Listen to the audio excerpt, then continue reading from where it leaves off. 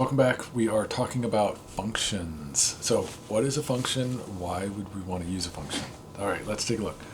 So a function is a block of code that performs a task. It can be called and reused multiple times. We can optionally pass information to a function and optionally receive information back. Almost all programming languages have built-in functions that we can access. But we can also create our own functions. So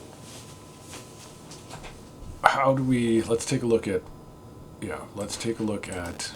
why. So functions also provide a nice way to clean up our code and make it readable. If we were to write, say, any kind of complex script or program, may become hard to read. We don't want to, like, if we have, say, 5 pages of code, that may be kind of hard to read and figure out what's going on. Say if we have an if statement or a loop, a while loop, a for loop, we never want our while loop or for loop or if statement to encapsulate more than 1 page of code, because it just becomes too hard to follow the logic. I'll give you an example here. I have a fictitious example. Don't worry about what the code says, because that's not the point of this.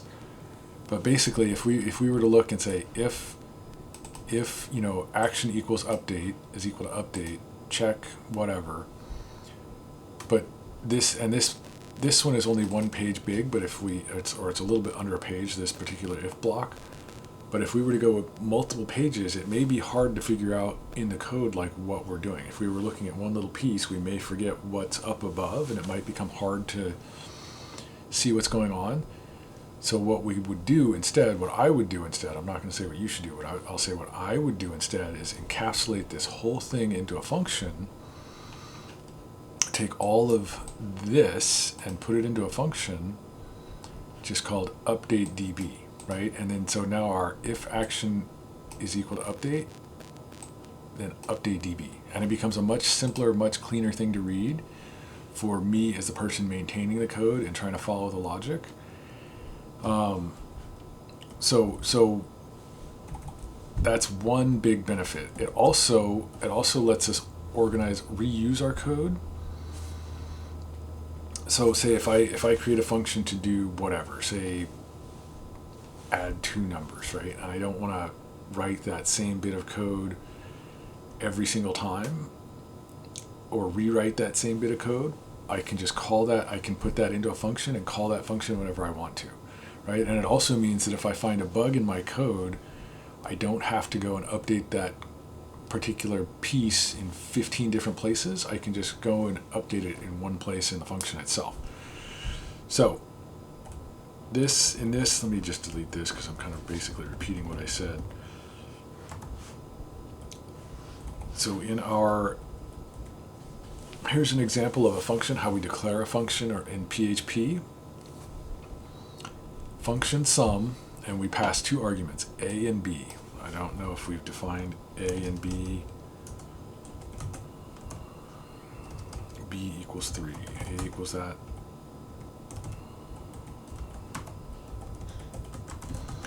So we're going to basically pass 2 arguments to our function that we're creating, sum, A and B. Oh, wait a minute, that's right, I don't have to define those. Sorry, I'm totally screwing you up. So ignore that. That's not what we're doing. So these variables are local to the function. That means they don't exist outside of the function. So we have our function, we're declaring it with the function keyword and then giving our function a name.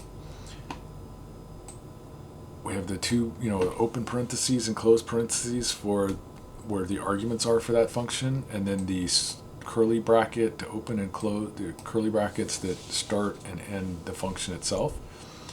So in our function, we're basically taking the 2 numbers A and B and adding them together to get C, and then we return C. A function does not need to have an argument passed to it. It does not need to return anything. It can return nothing. But just for our example here, that's what we're doing.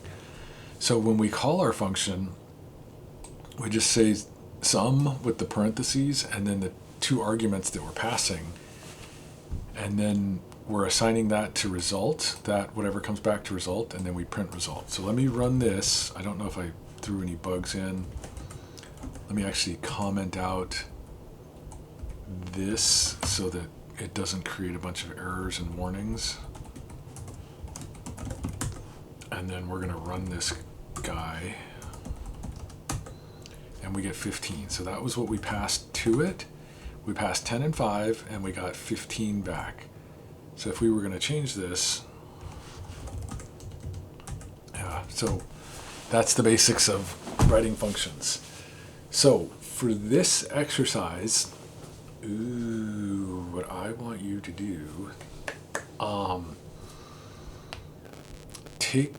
let's take our Fahrenheit program, or our Fahrenheit little one-liner that we wrote, our Fahrenheit, actually no, sorry, for this exercise, for the exercise for this one, what I want you to do is take the Fahrenheit to Celsius conversion thing and modify it so that the Celsius to Fahrenheit conversion formula happens inside a function.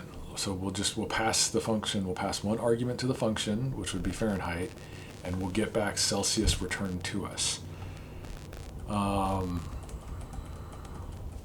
So cool. And then I want to do a second exercise also where we create a function that takes 3 arguments, A, B, and C, and then we get back a sum of all those numbers. So 2 exercises in this one. This is a fun one. We're getting into like some real meat, some real cool stuff. So, all right, that's it. I'll see you guys on the next one.